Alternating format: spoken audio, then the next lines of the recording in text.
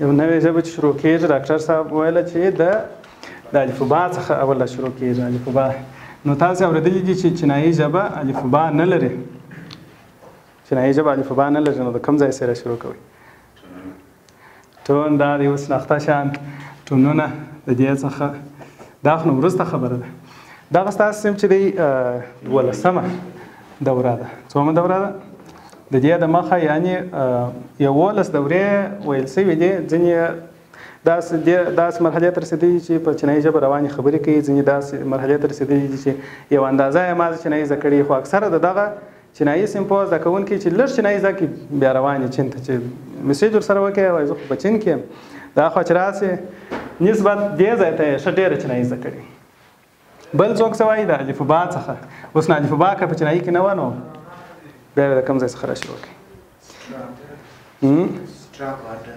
شاباس شاباس. دا خو وروسته خبره ده. سټروک آرډر دا ټوله دا د وروسته خبره. هره ژبه چې موږ تاسو خبرو باندې کوو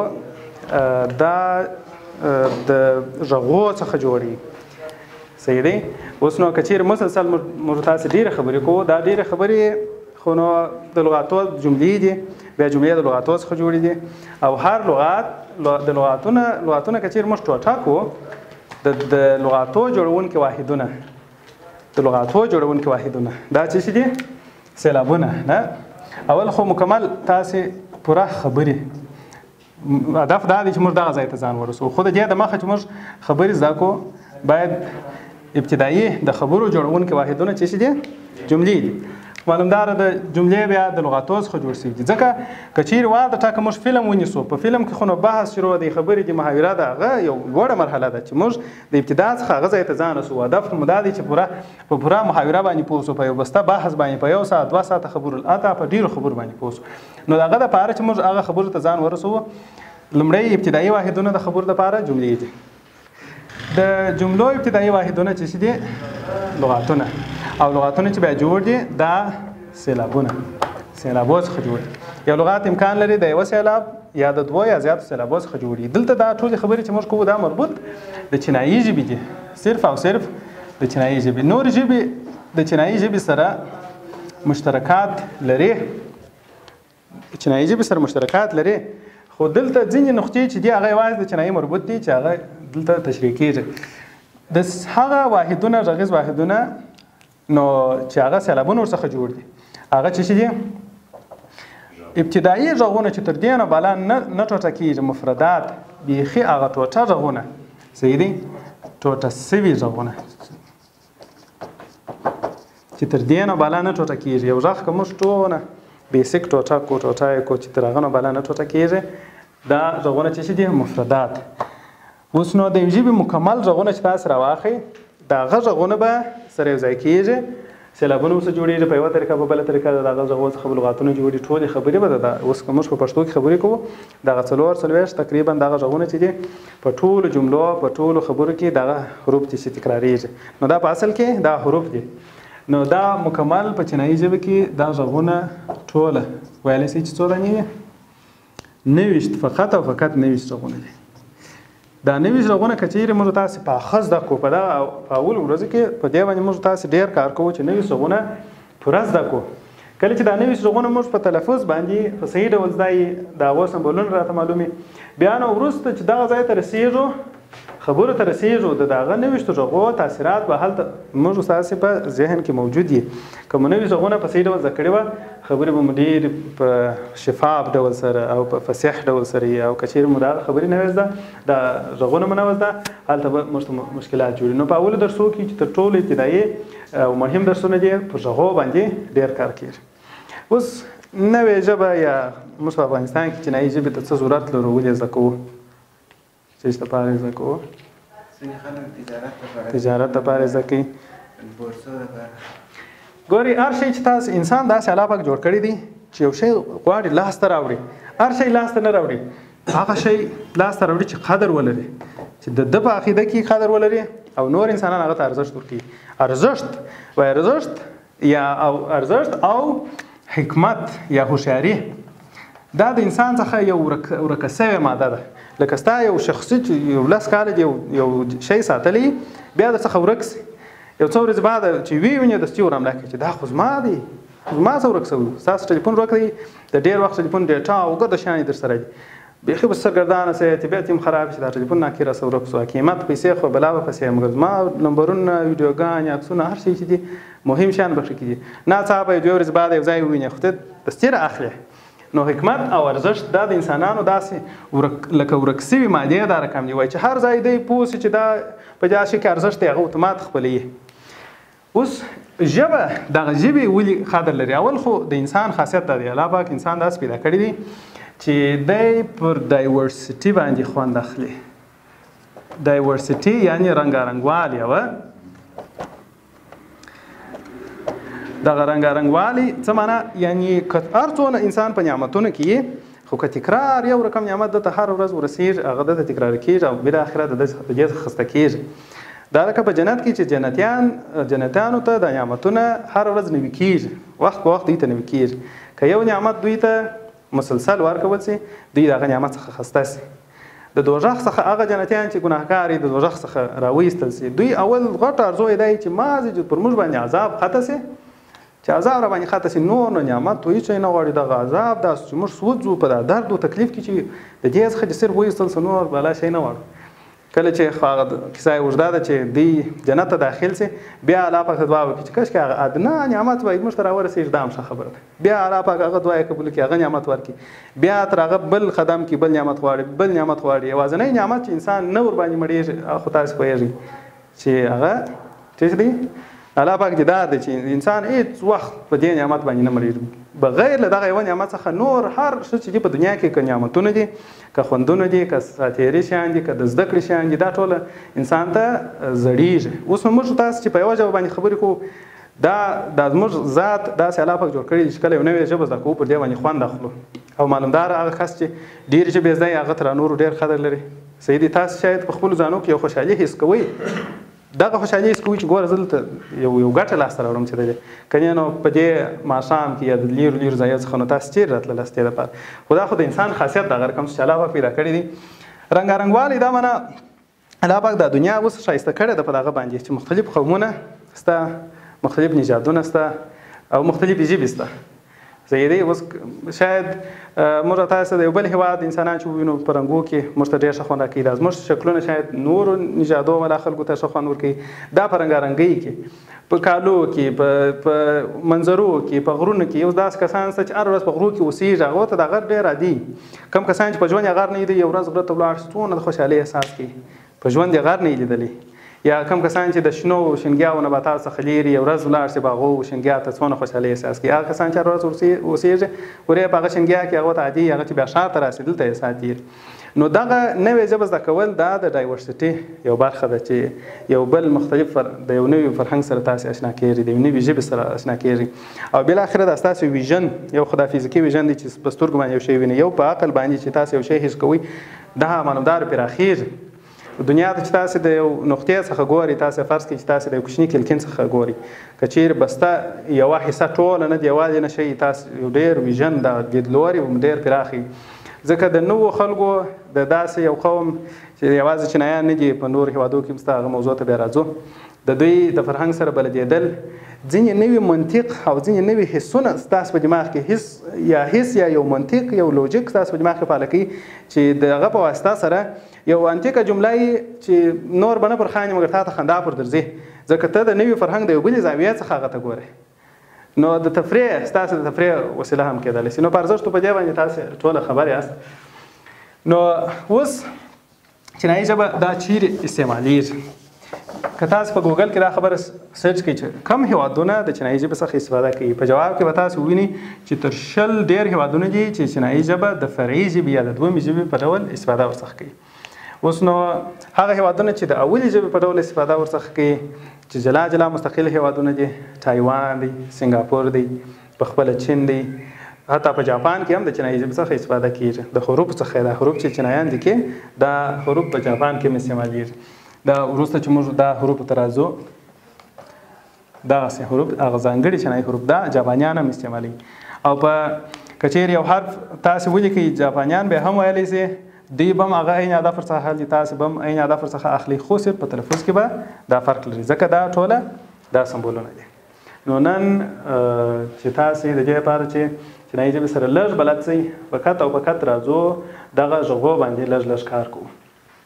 صحیح دی. اوس زه تاسو ته یو چینایي جمله لیکم د دې لپاره چې تاسې پوه شئ چې یو ورځ به تاسې هم چینایي جملې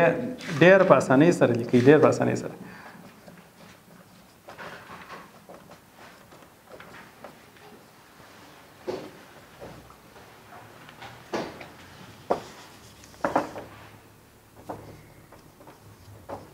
اوس دا یو جمله ده، که چیرې تاسو چینایي ژبه نه یې لوستلې نو دا ډېر ناشنا حروف تاسو ته معلومېږي. د چین او د نور دنیا اړیکې 50 کاله تقریبا 50 کاله د مخه ډېرې کمزورې وې. کله چې دوی چینایانو د نور دنیا د خلکو سره اړیکې زیاتې کړلې نو اول شی چې د اړیکو په ټینګولو کې مهم و هغه څه شوه؟ د چینایي ژبه. اول شی دوی مجبور شول چې د نور هېوادو انګلیسي، فرانسوي، نورې ژبې زده کړي او نور کسانو ته دوی د چینایان دې ته مجبور شول او د نور هېوادو کسان مجبور شول چې چینایي ژبه زده کړي. د چینایانو مجبوریت په دې کې څه شی و چې خپل ژبه وروښیي.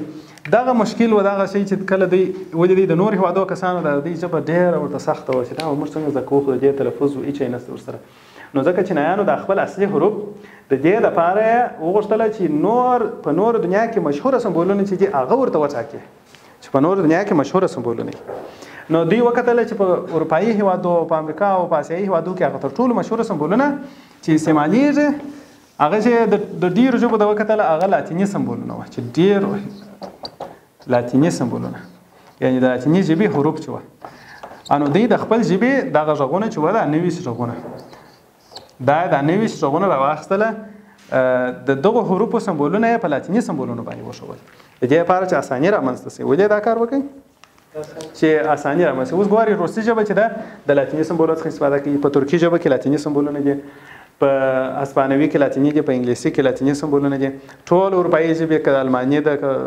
که فرانسوي ده دا ټول یو رقم تقریبا دغه ای بي سي ته چې ورته شکل لري دا ټول لاتیني. نو دا ډېر مشهوره وه ځکه نو دوی د خپل د حروفو غږونه چې دا موږ دپاره سخت دي، د دې لپاره چې د نور دنیا خلک چینایي ژبه په اسانۍ سره زده کړي، د دې سمبول اوس مثلا د دې تلفظ دی نی، دا په داسې شکل سره وشو نی خوی، د دې تلفظ دی شو خن یو ما، دا د هر یو سمبول یو سیلاب تلفظ دی، نی خوی شو خن یو ما عیني. اوس نو دغه سمبولونه د نور دنیا د خلکو لپاره خصوصا د اروپایانو لپاره دا تر هغه سمبولو اسانه وه. نو تر هغو چې موږ او تاسې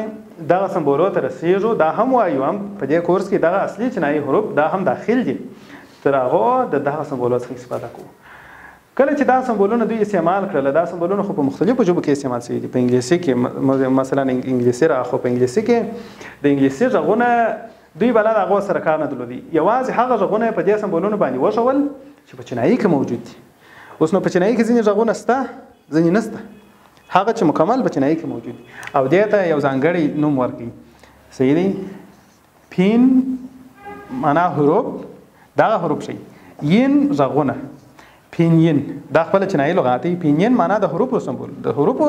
غږونه، د کومو حروفو؟ د چینایي حروفو غږونه. نو دا حروفو ته چې لاتیني سمبولونه دي ته پینین ویل کېږي. اوس که تاسو څوک وایي چې پینین تعریف کړي، پینین لاتیني سمبولونه دي چې د چینایي حروفو د تلفظ ښودلو دپاره کارېږي. چې څه لپاره کارېږي؟ چینایي حروفو د تلفظ ښودلو لپاره کارېږي. ټوله مکمل شمېره څو دانې دي؟ فقط او فقط 29 دانې دي. دغه 29 توري دي چې سره یوځای کېږي دغه مفردات شول، دا ټوټه شوي غږونه دي، دا ټول 29 دي. د دې څخه سېلابونه جوړېږي، لغاتونه، جملې او بالاخره په ټولو خبرو کې دغه 29 حروف چې سره اوړي او راوړي بغیر له 29 حروف څخه یو حرف هم اضافه او کم نه لري. نو راځو دا 29 حروف د نن درس دا دی چې فقط او فقط تاسې دا 29 سمبولونه وپېژنئ. دا خو منشا ده، منشا د لاتیني ژبې څخه اخیستل شوې ده، مګر په اوس وخت کې دا هم د چینایي ژبې یو مهمه برخه شمېرل کېږي. په د دې حروفو استعمال هم شته، د هغو استعمال هم شته، خصوصا په ویچت، په واتساپ، په آنلاین نړۍ کې په کیبورډ کې دغه حروف هم استعمالیږي، ځکه دا خو ډېر اسانه دي، ټایپینګ ډېر اسانه دی. صحیح. اوس د دې جملې معنا دا ده، آیا ته په چینایي شاباس، آیا ته په چینایي خبرې کولی سې؟ شاباس دا معنا چې دا وه، دا دی ګوره شاباس. دا یې چیرې زده کړی وه؟ شاباس. آیا ته به چینایي خبرې کولی سې؟ نو اوس ګوره داسې کیسه شوله. نو 90 غږونه دي زه د انګلیسي په ترتیب په دې خاطر ته لیکم چې انګلیسي تاسو ورسره عادت یاست، په هغه ترتیب ډېر اسانه زده کولی شئ. صحیح دی. نو زه او هر وخت په دغه سمبولو کې کوچني حروف استعمالیږي. غټ حروف کله کله په اسم خاص یا پراپر ناونز کې کاریږي، هغه نه که په انګلیسي کې د یو انسان نوم یا د یو ځای نوم چې غټ حروف کاریږي. نو راځئ اول انګلیسي الف با راته وایاست. D E F H I J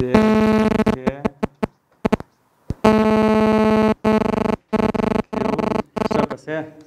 R S T U V W X Y Z. غږونه د غږو خبره به دلته بیا درته ولیکم چې دا تعداد ستاسو په دماغ کې ثبت چې پوره 90 غږونه دي. د دې دا سمبولونه خو اوس د انګلیسي دي، خو په اصل کې د لاتیني څخه اخیستل شوي دي. دا سمبولونو ارتباط دا چې موږ په شکل کې وینو په دماغ کې ثبتوو، د دې ارتباط د دې هر یو سره یو مفرد غږ زده کوو، د هر یو سره یو مفرد غږ. ورته ګورئ د دې تلفظونه هم په چینایي کې دا 2 مرې بیا تکراروم، یو په یو باندې تر پایه پورې درته وایم 2 مرې بیا تکراروم. دا د الف غږ لري، په خلاص خوله ویل کېږي. څنګه؟ دا د څه شي؟ بو په چینایي کې بو ویل کېږي، خو د ب غږ لري، ډېر اسانه. ب دا ځانګړي توري دي. دا خو نو څنګه غږ درلودي په انګلیسي کې؟ کاف او سین. خو په چینایي کې ما تاسو ته ویل چې دا سمبولونه دا د رنګ د شکل د مخې تاسو ته شناخته معلومېږي، خو یوازې چینایي غږونه ورباندې ښوول شوي. دا څ ګوره دا غږ په ټول انګلیسي کې نشته. د څ غږ لري څ، مګر دا په چینایي کې شته. دا په دې باندې هم زه لیکه راڅرخوم، دال غږ لري د. اوس نو هغه ډک غږ چې دی د، هغه په چینایي کې نشته. صحیح دی. په ټوله چینایي کې داسې ډک غږ نشته. د دا د غږ لري. دا بیا وروسته زه تاسو ته د دې کیفیت تشریح کوم. کیفیت یې لږ ماضي اوس دونه زده کوئ چې په خلاصه خوله ویل کېږي. دا څنګه ویل کېږي؟ یو وارې وایاست. ښه، دا غږ شو. عربي فا ده، دا لاندې شونډه ده، دا غاښه سره موږ ستاسو به انشاءالله ځای. ف دا غاښونه دا غاښه شاباس بیخي صحیح شو. دا د ټولو ځای دی. ف نو عام غږ دی. د دې حرف غږ دی ګ، هیڅ وخت تغیر نه پکې راځي. په انګلیسي کې کله جیم کله ګاف داسې غږ لري، خو دلته هیڅ وخت غږ نه تغیر نه پکې راځي. ګ دغه حرف چې دی اصلي غږ یې خ، دا ایچ غږ. کله کله د کوچنۍ ه د چشمه ه غږ هم لري. دا بل حرف دی چې په دې کې فرق شته. خ څنګه ویل کېږي؟ خ او یا ه. دا اکثره وخت د خ غږ لري، په ځینو لږو لغاتو کې دی ه داسې غږ لري. بل دا تورې دي چې فرق لري. د دې تلفظ دی ای، دغه یې تلفظ دی او دغه هم د غږ دی. څنګه ویل کېږي؟ ای. دا خو د جیم غږ لري، خو په انګلیسي په چینایي کې دا نازک ادا کېږي. کیفیت یې داسې دی، وایاست جی جی. صحیح. دا ټول درته مکمل کول. دا هغه څه اواز دی نو دوی ولې په خاص توري کې راځي؟ په دې خاطر په کیفیت کې فرق شته. ډک جیم نه دی، نازک ادا کېږي. جی او دا ای دا آی ای د د په اصل کې د بیا نوم فرق لري. ګوره آی هلته آی وایي، په دې کې دا سمدم د یې غږ لري. اوس کله موږ دوه حروف په ځینو کې اوس مثلا دال غږ ته ویلی دی، آی وروسته واچوه دی. دغه ب غږ دی ویلی دی، کښته غږ ورکوه بی. لوړ غږ د دې په مقابل کې د ګوره دا کښته غږ شو، کښته غږ دی. یوه مقابل غږ چې بیا لوړ دی هغه به څنګه داسې شاباس. دا صحیح. دا لوړ غږ د دې لوړ غږ به څنګه وي؟ با. شاباس. د دې دواړو په مابینځ کې کوم غږ چې دی، د دې دواړو په مابینځ کې هغه دغه غږ دی. ګوره د دا به څنګه وایست؟ د او داسې یو لپه لري خو نه ډېره خوله خلاص نیول کېږي او نه ډېره بنده داسې د څنګه د اوس دا څنګه وایي ب سری ب په نورو مثالو کې راځي دا عام لغات دي ک کاف راغلی ل عام م که څه هم د دې حروف اصلي مهمه خبره غږونه دي خپل نومونه چې نایان بیا ورته لري چې اوس ګوره ته وایي ک ل مو دې ته وایي نه صحیح دی دا او عام غږ دی دا چې دی دواړه شندان سره مشلي پ عام غږ دی د دغه یو سره خو نه فرق پیژنې ف دواړه شندان سره مشلي په و دا پښتو پیسل یو دا تورې دي د دې غږ چې دی په انګلیسي کې د غټ کاف غږ لري د کاف غږ لري په سنایي کې دا د نازک کیفیت دي چی تلفظ څنګه دی چی شاباش ډېر نازک ادا کیږي چی دا ر په کیفیت کې د انګلیسي او د عربي سره فرق شته د پښتو سره فرق شته فقط ډېر رپېدل به داسې رپېده نه لري ر لږ داسې زیږوالی لري ر ری ده که نه چې ولی ری ادا کړي ما د رپېدو څخه یې مخنیوی وکړي ر یو وار صرف یو وار ادا کړي دا چې غږ سي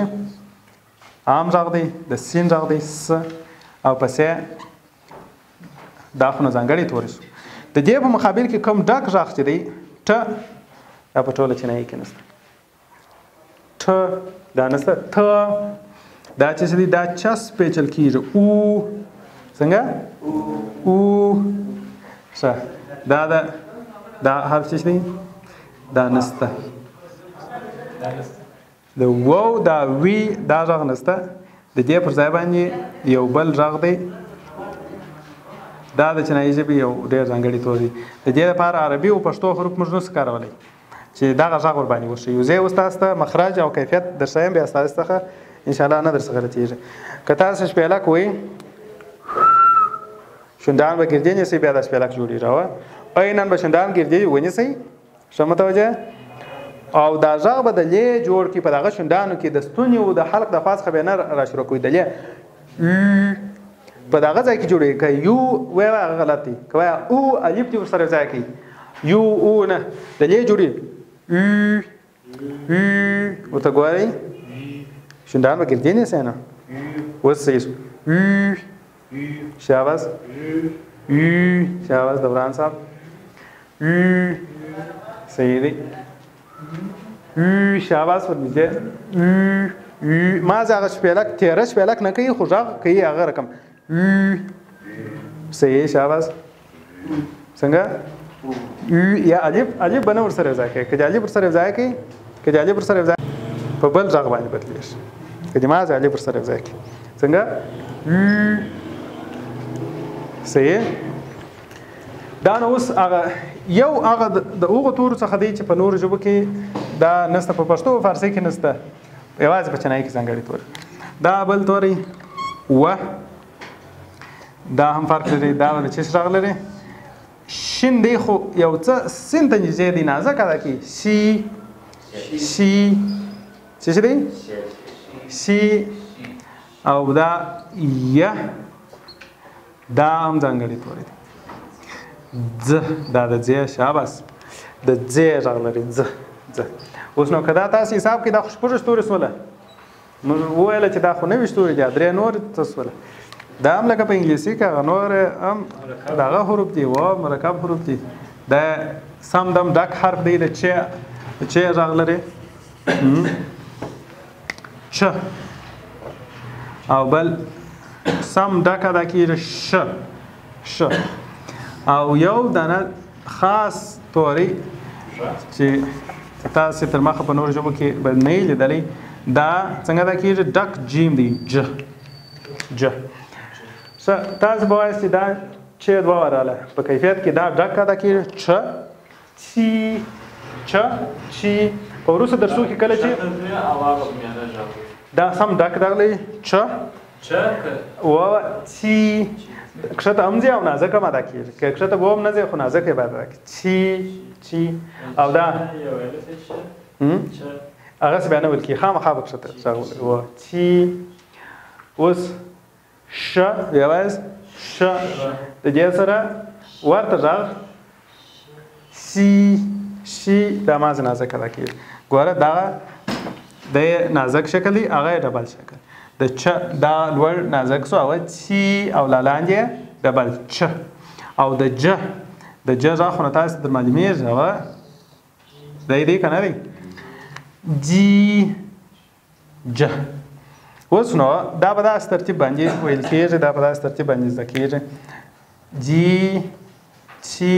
شي د دې په مقابل کې ج چ ش دا به درې سره تکرار کړو اوس نو زما وروسته تکراروئ ا ب څ د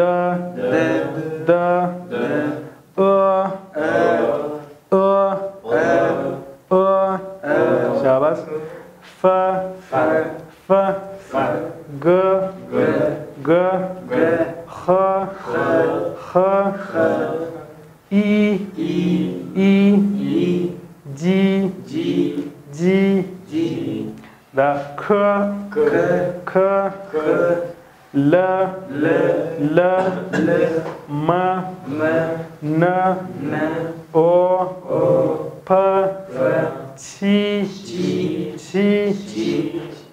ر س ت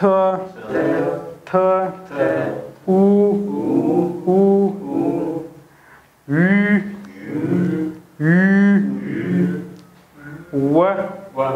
و سی ی ز چ ش ج اوس نو درې سره دا یو سیټ غوونه نازک خاصیت چې لري په دا کیفیت کې صفات یې دا دي چې نازک باید ادا شي جی یو وخت دا جیم چینایان دونه نازک وایي چې ته دا فکر کوي چې ځای ویلی جی هغه جیم ادا کوي دا حد دونه نازک ادا کوي چې د چا تر غوږ هغه رقم کوي جی یعنې ډېر ځای ته نږدې جی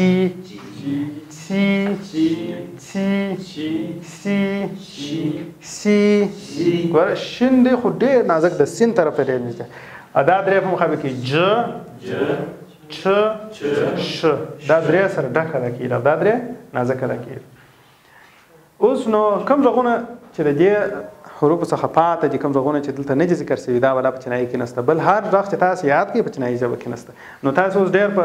کانفیډنس باندې ډېر په جرات باندې ویلی شئ چې غږ څوک تاسو ته وایي چې شین نشته په چینایي کې ژ نشته صحیح دی نور هغه نشته هر غږ چې نه یاد شوی په ځینو حروفو کې د دغه حرف ر تلفظ په ځینو په یو لهجه کې د چین یو لهجه ده مرکزي لهجه ده ر ډبل وایي لکه داسې هم د ړ سره په کیفیت کې فرق شته دا ژبه راکتېږي د تالو خواته هغسې ډک ادا کېږي خو ژبه نه رایله کېږي ړ په ړي کې موږ وایو ړوند دا ژبه رایله کو بیا د حرف ادا کېږي خو کله چینایي غږ چې ادا کېږي ژبه وری پاتې ماز لږ حرکت کوي دا په یو لهجه کې په ټولو لهجو کې نه چې دا یو حرف هم کېدلی شي موږ ور داخل کو هغه د هغه سمبولی دی او په یو لهجه کې یعنې په ټولو لهجو کې دا خبره نشته په غیر له دې څخه نور هر سمبول چې تاسو ته څوک یادوي هغه به په چینایي کې نه موجود دا ستا ش ژ بل څه شو ژ نور بغیر له دغه نوي غږونو څخه په چینایي کې نشته اوس نو مکمله چینایي ژبه دغه نوي غږونه دي چې جوړېږي د دې څخه سېلابونه جوړېږي لغتونه جملې دا ټول شیان د دغه نوي غږونو څخه یعنې په ټوله چینایي ژبه کې به هیڅ یعنې په زرهاو په لږهاو لغتونه دي هیڅ داسې لغات به نه وي چې د دغه نوي غږونو څخه بغیر د نورو غږونو څخه جوړ شوي په ټوله ژبه کې د مکمله چینایي ژبه کې هیڅ داسې لغات نشته چې تر دې اضافه حرف ولري یعنې هر لغات چې یو یا دوه یا درې یا هر څو حروف شي دغه حروف سره یو ځای شوي لغاتونه او سېلابونه به د دې حروف څخه جوړ شوي نو د دې ژبې لپاره اساس څه شی دی دا حروف او دغه غږونه سره فقط ځای کنفیوژن دا دی چې ستاسو نه زده اوس خو ورسره بلد سئ اوس خپل دماغ ته وایاست چې دغه سمبول یې ولیدئ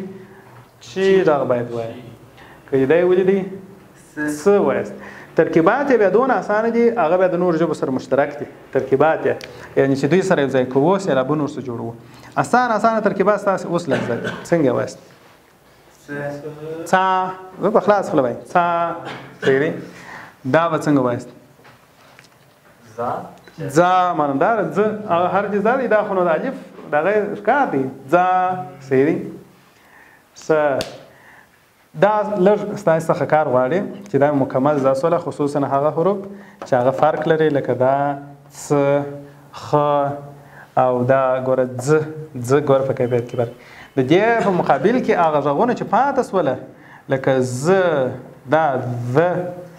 دات زوا یو لا نسته دا ټوله د ټوله یوازې ځ دا یو حرف دی د ټوله یوازې تاسو ولیکل کې لیکئ دا ښه خبره ده که ځای ما درته پاتې یا سم د یې غږ لري دا اچ مکمله خې ده خو داسې لکه خلک شین وایي ښه یا لکه د لغمان د وردګ نه د غزني ښه دا ښې سره د عامې ښې سره هغه رقم نه دی لکه سم دم ښې ده لکه موږ چې ادا کوو ښه اکثر جملې کې شمال دي دا هغه کیفیت نه لري یا سم عامې وایي که ورم کې بیا پروا نه لري هغه دغه نه اړي یعنې زه څه نږدې ورته متوجه شوی یم ښه دواړه صحیح دي چې بس صرف مازې اته په هې چې بیخي ورته نږدې ده لا صحیح ده صحیح دی نه ښه زه ښه یم واخه هاو څنګه وایاست چې سلام نی هاو عام سلام یې دا دی نی هاو ورته ګوري اوس نو دا د پینین حروف څخه د دې ټولو حروفو دا سیټ کم حروف دي دغه نوي شروغونه چې دي دې ته په خپله په چینایي کې دغه سیټ ته پینین ویل کېږي پینین بیا وایاست نی هاو جواب یې بیرته دغه لغاتي نی هاو سلام یا خالص سلام دی صحیح دی نی هاو کال ته ورته وایه چې څنګه یې بیا یعنی دا علامې نه درلودې مثلا آ یا ای استاد جمله ولیکل یا دا لغات ولیکل دې کې علامې لري دا وروسته درس دی نو دا راځي اوس موږ افلا دغه غږونه زده کوو په وروسته درس کې کله چې سیلابونه جوړوو ګوره اوس د دغه شي څخه موږ نه یو وتلي اوس داسې مخ پراخه روان یو سیلابو ته چې کله ورسېدلو په سیلابو کې بیا یو خو یو دوه یا درې د دا حروفو څخه سره یو ځای کېږي سیلاب ورسره جوړېږي بل بیا د دوی پر سر باندې ځینې نښې لیکل کېږي فقط څلور نښې موجودې دي چې یو داسې سمبول دی مستقیم بیا داسې سمبول دی د کښته څخه لوړ طرف ته بیا د پښتو اوه چې کښته کېږي بیا لوړېږي او بیا داسې یو د دغه په سیلابو کې به یو د دغه څلور سمبولو څخه یو حتما لیکلي یو سیلاب کې دا رقم دا بیا د ادا کولو کیفیت راشي چې دا مکمل یو بل درس دی صحیح دی چینایي چې به عمومي تاسو دونه زده کوي چې د تلفظ پر اساس باندې یو حساسه ژبه ده په تلفظ کې لږ تغییر د لغاتو د غیرېدو سبب ګرځي په تلفظ کې لږ تغییر نو په تلفظ کې باید احتیاط وشي که احتیاط ونه کړې ته اټکلن یو شی وایه اوس د ځان یو شی وایه په چینایي ژبه کې هم دا رقم لکه ګوګل وایس چې دی دا ګوګل کې دا وایس سرچ کوې پر هغه مایکروفون باندې کلیک وکړه یو جمله وپوښته که د تلفظ صحیح وو خو هغه جمله ولیکي دستي اتومات سرچ شي که غلط تلفظ وکړې نه لیکي چینایي وایس سرچ هم شته که چینایي وایس سرچ تاسو ډاونلوډ کړئ هغه بایدو نومېږي هغه خاص هغه رقم لکه ګوګل داسې دی وایس سرچ لري وایس سرچ ته د مایکروفون پر نښه باندې کلیک وکړې چې د ماز کلیک وکړې د ځان یو شی وایه هلته حروف ورسره جوړېږي د ځان یو شی لا وایه ورسره جوړېږي نو که چیرې یعنې په لږ تلفظ تغییر سره نور لغاتونه جوړېږي په تلفظ کې باید احتیاط وشي او دا سمبولونه چې دي دا د یوې ورځې درس دی دې ته ټونونه وایي ټون بیا د دغه ادا کولو کیفیت دی چې موږ په څه ډول ادا کړو که چیرې تاسو ځینې آنلاین ویډیوګانې لیدلي په هغه کې تاسې ټونونه زده کېږي نو د سبا لپاره به دغه ستاسو کورنۍ کار شي چې ټونونه به ټینګ زده کړئ او دغه زه تاسو ته شاید ترکیبات درڅخه وپوښتم هغه خو لا وروسته درس دی ما زه به په مفرد شکل د هر سمبول اواز به مو زده صحیح دی نو نن لپاره که پوښتنې لرئ پوښتنې کولی شئ ما زه آنلاین پښتو یو ځای باندې سرچ کړئ د ټونو ویډیو به لینک به زه په ګروپ کې در واستوم هغه ما زه وګورئ ځینې نور جملې به هم وایو دا تاسو ولیکله وه ښه خبره شوله د دې لپاره چې د چینایي جملو سره تاسې لږ بلد شئ ځینې جملې به دغه سره درته ولیکمه که مزدم نه وي مشکل نشته دا خو نو په وروسته درسو کې بېرته بیا تکرار تاسو ته راځي اوله جمله اول سلام چې چا ته کوئ نی هاو بیا وایست نی هاو جواب یې بېرته دغه دی نی هاو په روغبړ کې یو بل لغات یو بل اصطلاح ویل کېږي ماښام په خیر بیا وایست وانشان هاو وانشان هاو دا هم د روغبړ جمله ده که یو څوک ته ماښام دې ولیدي ورته ماښام په خیر وانشان هاو په جواب کې دغه خبره کېږي څنګه ویل کېږي وانشان هاو د دې په مقابل کې سهار وختي چې ډېر وختي دی یو څوک ولیدي زاوشان هاو زاوشان هاو بیا وایست زاوشان هاو سهار وختي چې یو څوک ولیدي سهار په خیر دا هم د روغبړ یو جمله ده هغه به هم درته وایي چې سهار په خیر سهار په خیر سیری شاباس د خدای پاماني جمله د شپې ماښام اوس موږ تاسې چې ځو کورو ته نو بیا د خدای پاماني یو جمله وایو وان ان تخلص صالحي و عبید صاحب خو ډېره دې زده کړې دا چیرې زده کړې ده شاباس نو وان ان یعنی دا ګورې دونه به زده کوئ چې دا د خدای پاماني په وخت کې کارېږي لکه په انګلیسي کې چې وایي ګود نایټ دا داسې جمله وان ان بیا وایست وان ان درې سره ټوله جملې بیا نی هاو نی هاو وانشان هاو وانشان هاو دا سلام سو د دې معنا دا د ماښام په خیر د روغبړ جمله ده په یاد مو یې ماښام په خیر او دا بیا د سهار دپاره سهار وختي چې څوک ویني سهار په خیر زاوشان هاو دا درې سره د روغبړ جمله زاوشان هاو اوس نو تاسو دا هر پېژنئ ز ا او زاو زاوشان هاو زاوشان هاو صحیح دی دا بیا د خدای پاماني جمله ده چې وایي ښه شپه ولري و دوران صاحب مهرباني د تکرار باندې یوه خبره ده چې یوازې د روغبړ دی د دې خبرې د نورو پوښتنو لپاره دا بیا نوسکاره ولې لکه سړی چې په عادي ورځ کې ورځ بیا په خیر شوه یا څه چې هغه ورځ تېره سوې هغه دا نه کارېږي په هغه ګړي چې یو نفر چې ولیدي چې ته ماښام په روغبړ کې وه یو نفر چې سهار وختي ولیدي ته سهار په خیر زاوشان هاو یعنې داسې یو ترکیب نه اخلي که موږ چې هغه په خیر وایو صرف یو پای ته ورسېږي هغه طریقه شته دغه جملې بیا نه کارېږي چې وایي مثال ورځ په خیر سوه یا هغه رقم نه دي یعنې دا خاص په روغبړ و خاص په روغبړ چې په هغه ګړی ووینې په هغه ګړی کارېږي هغه بیا خپل ځان ته نورې طریقې لري چې د پرون د ورځې د شپې یو برخه ده